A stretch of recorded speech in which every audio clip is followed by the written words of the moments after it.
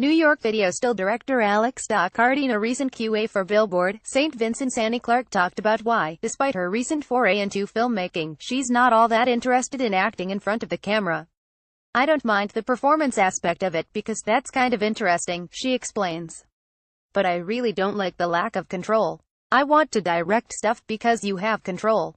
The statement shouldn't be remotely surprising for fans of Clark's music, even cursory ones. St. Vincent albums thrive on rigor, obsidian-like tones, meticulous arrangements, elliptical lyrical tropes, and thematic structure. Clark creates her own internal logic, ensuring each record inhabits a unique, Narnia-like universe. Masseduction is no different. In fact, this latest record is Clark's best, most cohesive musical statement yet. Lyrically, the record revolves around moments when a facade of control starts to crumble, when anxiety starts to overwhelm fear the future, when drugs used to regulate moods become an emotional and physical crutch pills, when pleasurable things become painful memories. New York. There's a sense of futility to this slippage, as if turning into what you fear or hate is inevitable. "I can't turn off what turns me on," she intones repeatedly on the Bowie-esque title track, a glossy treatise on fame's seductive qualities, and the catch-22 of online instant gratification. Still, Masseduction leaves plenty of room for equivocation within this fatalism. "I am a lot like you boys, I am alone like you girls," she trills on the perforated robo-pop standout Sugar Boy, a defiant statement on gender and sexual fluidity. And the protagonist of Slow Disco realizes that they totally dodged a bullet by leaving an unhealthy relationship early. "Am I thinking what everybody's thinking? I'm so glad I came, but I can't wait to leave," Clark asks, non-rhetorically.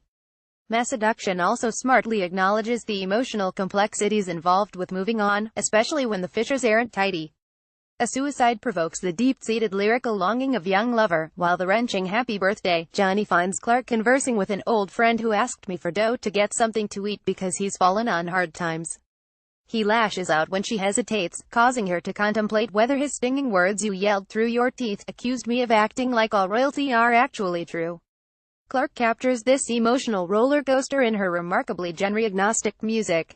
Although Masseduction contains her familiar hallmarks, bursts of electric guitar, burrowing hooks, intricate execution, the record is futuristic and fractured pop that jumps between frantic new wave, industrial-tinted techno, minimalist balladry, and string-swept epics.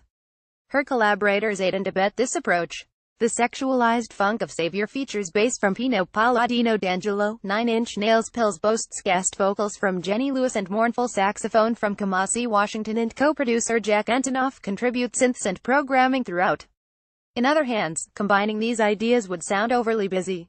However, Masseduction has a fantastical production sheen that gives its music a slightly otherworldly and, at times, cartoonish quality.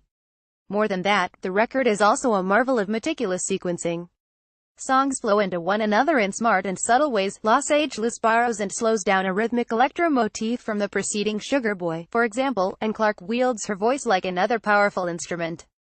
On the brisk pills, she murmurs, "Pills, pills, pills," every day of a week, in a nonsense tone, as if it hails from a twisted version of Mary Poppins. Her grief-stricken shrieks on young lover resemble someone in the throes of all-consuming physical agony. Clark recently told BuzzFeed that Masseduction asks, "What does power look like? Who wields it? How do they wield it? Emotionally, sexually, financially?" Exploring those balances of power gives Masseduction its inherent tension and anxiety. But it also doesn't let instability win. The final song, Smoking Section, talks about going to the edge, nearly giving into violent and dark tendencies, then deliberately taking a step back. "It's not the end," Clark repeats, in a weary and increasingly faded-sounding voice, as ghostly petals steal smoke rings curl up around her. Defeated as she sounds, it's an unmistakable declaration of power, an emotional cliffhanger that leaves the door cracked for new beginnings. Masseduction is a manual on how to go through hell and back, then emerge stronger than ever. It's a record that wrests control from turmoil and believes that a different, better future is possible. It's the best encapsulation of her vision to date, here fully under her control. Purchasing Masseduction via Amazon helps support the AV Club.